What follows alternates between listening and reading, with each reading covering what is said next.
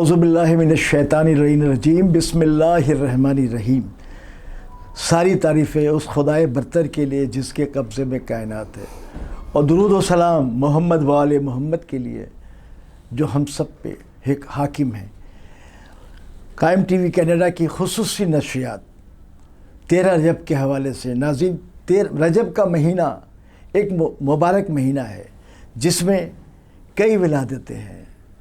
ایک تو ظاہر پہلی رجب کو امام محمد باقر دنیا میں تشریف لائے، اور پھر 13 رجب ایک ایسا دن، خوش نصیب دن، مسرتوں سے بھرا دن، جس دن کائنات کا مشکل کشا، حاجت روا علی ابن ابی طالب روئے زمین پہ تشریف لائے۔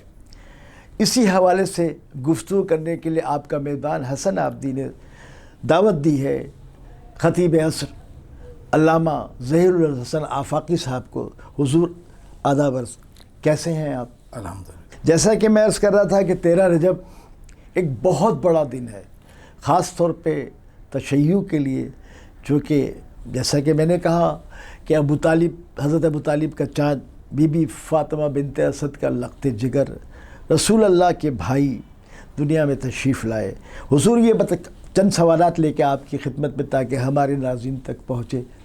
اس ماہ مبارک کی 13 رجب کو جیسا کہ میں نے عرض کیا کہ مولا کائنات تشریف لائے، تو آپ سے یہ میں جاننا چاہوں گا، یہ آپ سے کہوں گا کہ 13 رجب جب دنیا میں روئے زمین پہ مولا کائنات تشریف لائے، تو وہ لمحہ، وہ گھڑی اور وہ تھوڑا واقعہ بیان کیجئے گا کہ مولا کہاں اور کس طرح کیسے تشریف لائے اور کیا حالات رونما ہوئے۔ اعوذ باللہ من الشیطان الرجیم بسم اللہ الرحمن الرحیم۔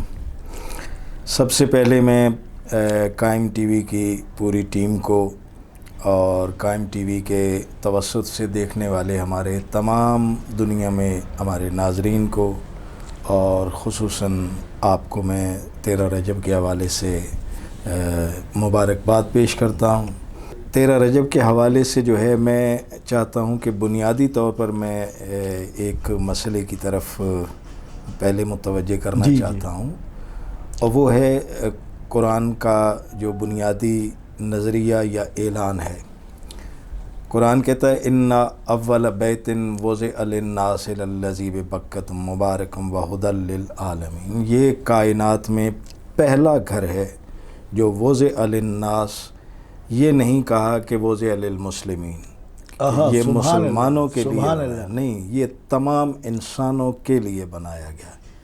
یہ زمین پر جو پہلا گھر ہے، وہ پہلا گھر خانہ کعبہ ہے، وہ بیت اللہ ہے، اور تمام انسانیت کا مرکز ہے، اور ہدی للعالمین تمام کائنات کی ہدایت کا مرکز ہے۔ اب جو بیت اللہ بھی ہے، زمین پر انسان سے بھی پہلے انسانی تاریخ کا یہ پہلا گھر ہے، اور تمام عالمین کی ہدایت کا مرکز ہے۔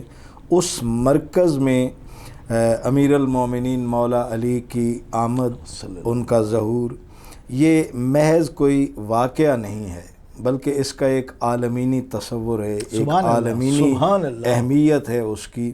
اور مولا علی کا خانہ کعبہ میں آنا جو ہے، یہ اس کے پیچھے جو معجزات ہیں جو ہم آگے چل کے گفتگو کریں گے یقیناً، لیکن ان معجزات کی جو اہمیت ہے، وہ اہمیت یہ ہے کہ وہ محض معجزات نہیں ہیں، بلکہ خانہ کعبہ سے جو عالمینی ہدایت ہے، اس ہدایت کا امیر المومنین کی ولایت اور امامت سے اہم تعلق ہے، جو ہمیں قرآن کی روشنی میں سمجھنا چاہیے۔ دوسری منزل یہ ہے کہ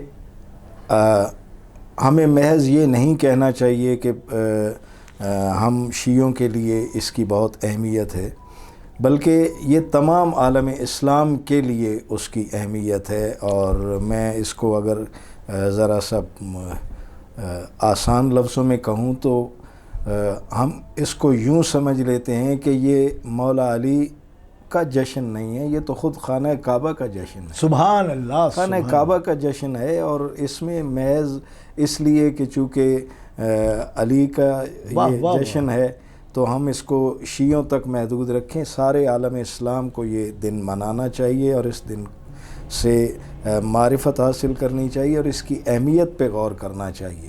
سبحان اللہ سبحان اللہ۔ اچھا یہ میں نے سوال چھوڑا تھا آپ سے، یہ تو آپ نے بڑی وضاحت کے ساتھ بتایا کہ یہ عالم اسلام کو جشن منانا چاہیے چونکہ خانہ کعبہ میں مولا کائنات تشریف لائے۔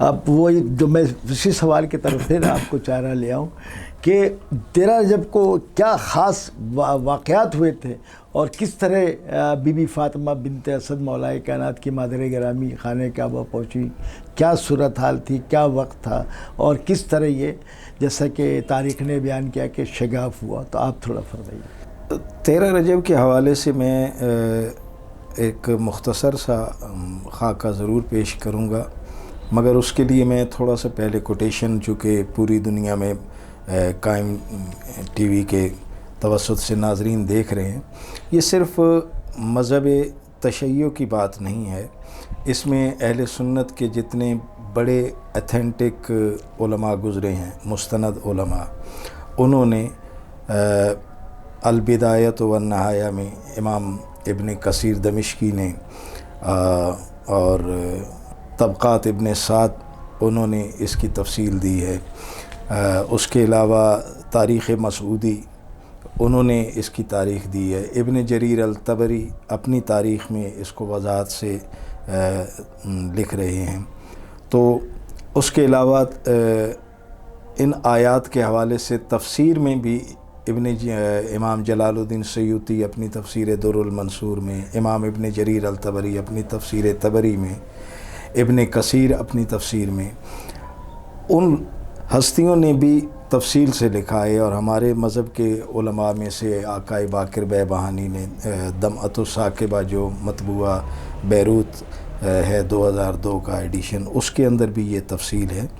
تو ایک بنیادی جو روایت اس میں اہل سنت کی کتابوں میں زیادہ تفصیل سے ملتی ہے کہ ایک تاجر تھا جس کا نام تھا یزید ابن قعنب، وہ عباس بن عبد المطلب جو رسول اللہ صلی اللہ علیہ وآلہ وسلم کے چچا تھے، ان کا وہ تجارت میں ان کا دوست تھا اور تجارت کے تعلقات تھے۔ وہ یزید ابن قعنب بتاتا ہے کہ ہم تقریباً 8 قبیلوں کے سردار ہم بیٹھے ہوئے تھے اور خانہ کعبہ کا طواف ہو رہا تھا، ہجوم موجود تھا، ایسا نہیں ہے کہ کوئی ویرانی تھی۔ تو جب طواف ہو رہا تھا وہ کہتے ہیں کہ اتنے میں ہم نے دیکھا کہ فاطمہ بنت اسد آئی ہیں، اور یہ البدایۃ والنہایہ نے بڑا اہم ایک یہاں پہ لکھا، انہوں نے کہا اس وقت خانہ کعبہ کے گرد ایک چھوٹا سرکل تھا، اس چھوٹے سرکل کے اندر صرف بنی ہاشم اور بنی عبد المطلب طواف کرتے تھے، اور اس بڑے سرکل کے باہر پھر باقی سارے لوگ اپنے طریقے سے طواف کرتے تھے۔ تو وہ جو چھوٹا دائرہ تھا اس کے اندر وہ کہتے ہیں کہ فاطمہ بنت اسد طواف کر رہی تھی، ان کا تیسرا چکر تھا طواف کا۔ تو اس وقت عباس بن عبد المطلب اور وہ کہتے ہیں کہ ہم نے دیکھا کہ بی بی کی پیشانی پر پسینہ نمودار ہوا، اور اس وقت وہ خانہ کعبہ کے دروازے کی عقبی دیوار کے پاس کھڑی تھیں۔ ان کے اہل سنت کے امام مسعودی نے یہاں پر یہ الفاظ بھی لکھے ہیں اور طبری نے بھی لکھے ہیں، وہ کہتے ہیں کہ فاطمہ بنت اسد نے اپنے دونوں ہاتھ بلند کیے اور پہلے انہوں نے کہا کہ اللہم اشہد انی مومنۃ، پروردگار گواہ رہنا کہ میں مومنہ ہوں۔ سبحان اللہ۔ پھر فرمایا آمنت بک و بکتبک و برسلک و بملائکتک، پروردگار میں تیری توحید پر ایمان رکھتی ہوں، میں تیرے رسولوں پر ایمان، تیری کتابوں پر ایمان رکھتی ہوں، تیرے ملائکہ پر ایمان رکھتی ہوں، وَبِحَقِّ هَٰذِهِ الْمَوْلُودُ الَّذِي مَا فِي بَطْنِي، تجھے اس مولود کا واسطہ جو میرے وجود میں ہے تو میری مشکل آسان۔ واہ واہ واہ، سبحان اللہ۔ تو یہ انہوں نے جب یہ دعا کے الفاظ کہے، یزید ابن قعنب کہتے ہیں کہ ہم دیکھ رہے تھے کہ وہ اس وقت دروازے کی عقبی دیوار کے پاس کھڑی ہیں اور یکا یک خانہ کعبہ کی دیوار شگافتہ ہونا شروع ہوئی اور فاطمہ بنت اسد اندر چلی گئی ہیں۔ تو یہ وہ بنیادی معجزہ ہوا تھا جو امیر المومنین کی ظہور کے حوالے سے. تو مولا کی آمد خانہ کعبہ میں ہوئی، یہ تو کنفرم ہو گیا نا پھر؟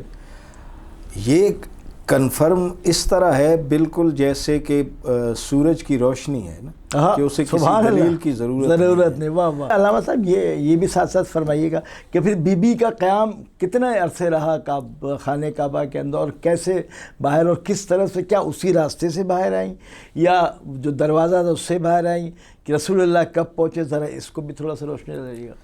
خانہ کعبہ کی جو پوری تاریخ ہے اس میں اس سے پہلے بھی اور پھر آج تک بھی کبھی یہ واقعہ نہیں ہوا ہے کہ ہجوم موجود ہو، طواف ہو رہا ہو اور خانہ کعبہ کی دیوار ایک آواز کے ساتھ شگافتہ ہو رہی ہو. یہ کوئی ایسا معمولی واقعہ نہیں تھا کہ بس وہ ہوا اور بی بی اندر چلی گئیں اور لوگ اپنا سکون سے گھر چلے گئے. ایسا نہیں ہے، بلکہ یہ ایسا واقعہ ہوا ہے کہ عباس بن عبد المطلب کہتے ہیں کہ ہم بیٹھے ہوئے تھے، جب ہم نے دیکھا کہ دیوار شگافتہ ہوئی، فاطمہ بنت اسد اندر چلی گئی، تو ابن جریر الطبری یہ لکھ رہے ہیں کہ عباس بن عبد المطلب کہتے ہیں ہم نے مکے کے سارے سرداروں کو بلایا اور ہم نے یہ خواہش کی ہے کہ ہم مکے سے کچھ خواتین کو ہم خانہ کعبہ کے دروازے کے ذریعے اندر بھیجیں اور مدد کے لیے. وہ یہ کہتے ہیں کہ ہم نے بہت سارے سرداروں کو جمع کر کے ہم نے دروازہ کھولنا چاہا خانہ کعبہ کا، ہم نہیں کھول سکے. ابن جریر الطبری کہہ رہے ہیں کہ ہم وہ دروازہ نہیں حوالہ دے رہے ہیں. پھر وہ کہہ رہے ہیں کہ ہم نے 40 حبشی غلام بلائے ہیں جو بہت دیوہیکل اور طاقتور تھے. ان 40 حبشی غلاموں نے مل کر دروازہ کھولا ہے خانہ کعبہ کا، وہ نہیں کھل سکا ہے. اس کے بعد وہ کہتے ہیں کہ جیسے مین ٹو مین خبر پہنچتی ہے تو جو باہر سے جتنے قبیلے آ رہے تھے طواف کے لیے اور خانہ کعبہ کے لیے، آہستہ آہستہ وہ مضافات میں دوسرے علاقوں میں فاطمہ بنت اسد زوج ابو طالب اس طرح اندر چلی گئی ہیں اور دیوار برابر ہو گئی ہے. اب کعبے کا دروازہ کھل نہیں رہا، بند ہے. وہ کہتے ہیں کہ مرد و زن، عورتیں، بچے 3 دن تک روزانہ صبح سے شام تک خانہ کعبہ کے دروازے کے پاس آگے ہجوم لگا ہوتا تھا کہ جب وہ بی بی اندر سے نکلیں گی تو ہم ان سے اپنی دعائیں کروائیں گے، کیونکہ اس دور کے مطابق اپنے اپنے جو بھی ان کے اعتقاد تھے وہ اس کو معجزہ گردان رہے تھے لوگ. تو ہجوم لگا رہتا تھا، اور اتنے ہجوم کے اندر ابن جریر الطبری نے اور ابن ہشام نے یہ الفاظ لکھے ہیں اپنی سیرت میں. وہ یہ کہتے ہیں کہ ابو طالب نے جناب حمزہ سے یہ کہا ہے کہ یہ لوگ جو یہاں پر جمع ہیں ان میں عورتیں بھی ہیں، بچے بھی ہیں، ضعیف بھی ہیں، تو ان کے لیے سارا دن لنگر کا بھی انتظام کرو، کھانے کا بھی اہتمام کرو، پانی کا بھی اہتمام کرو. تو عباس بن عبد المطلب کی جو ٹیم تھی وہ مشکیں بھر کے پانی کا وہ سارا دن ان کے اندر ان کو پانی کا اہتمام کر رہے تھے، کھانے کا اہتمام کیا گیا 3 دن کے بعد. تو ابن جریر الطبری جو ہے وہ اور ابن ہشام وہ یہ بھی لکھ رہے ہیں کہ عباس بن عبد المطلب یہ کہہ رہے ہیں کہ ہجوم سارا خانہ کعبہ کے دروازے پر 3 دن سے موجود تھا کہ بی بی یہاں سے باہر آئیں گی، مگر ہم حیران ہو گئے، اس وقت حیرت زدہ ہوئے کہ تیسرے دن بجائے دروازے سے عقبی دیوار دوبارہ شگاف ہوئی ہے، اور جہاں سے فاطمہ بنت اسد اندر گئی تھیں اسی مقام سے فاطمہ بنت اسد علی کو 3 دن کے علی کو ہاتھوں پہ لیے سبحان اللہ باہر تشریف لائی. سبحان اللہ سبحان اللہ، ماشاء اللہ، کیا کہنے. اچھا حضور یہ بھی فرمائیے کہ اب وہ جو نشان جہاں شگاف ہوا اب اس کی صورتحال کیا ہے؟ 1400 برس سے زیادہ گزر گئے. نشان اب بھی موجود ہے، اور اس نشان کی دلیل کعبے کا غلاف ہے. واہ واہ واہ واہ واہ واہ واہ واہ، اسے غلاف پہنا کے چھپانے کی دلیل خانہ کعبہ کا. ماشاء اللہ. اچھا قبلہ، بہت وضاحت سے آپ نے گفتگو کی 13 رجب کے حوالے سے. چونکہ ہمارے اس پروگرام کا وقت ختم ہو رہا ہے تو میں ایک آخری سوال بھی چاہتا ہوں آپ سے کر لوں کہ یہ فرمائیے گا اپنے ناظرین کے لیے کہ اس وقت جب مولا کائنات ظہور پذیر ہوئے کعبے کے اندر اور بی بی فاطمہ بنت اسد پہنچی مادر گرامی مولا کائنات علی بن ابی طالب، اس وقت سرکار حضرت ابو طالب علیہ السلام اس وقت کہاں موجود تھے؟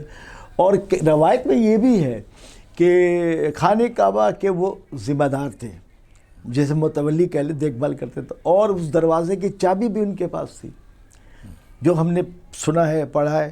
تو آپ فرمائیے کہ اس وقت حضرت ابو طالب کہاں تھے اور کس وقت انہیں خبر ملی کہ اور کیسے ملی کہ مولا دنیا میں تشریف لے آئے، فرزند دنیا میں تشریف لے آئے؟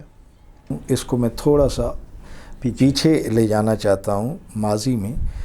جس رات حضور علیہ السلام خاتم النبیین سرور کونین رسول اللہ صلی اللہ علیہ وآلہ وسلم کا ظہور ہوا تھا جناب آمنہ کے گھر میں، تو اس رات بہت معجزات ہوئے تھے، ستاروں کی رفتار بدل گئی تھی، مدھم ستارے روشن ہو رہے تھے، روشن ستارے مدھم ہو رہے تھے، کچھ ستارے نیچے آ رہے تھے، کچھ زمین کو زلزلے تھے، در و دیوار ہل رہے تھے، ایسے معجزات تھے جب خاتم النبیین آئے۔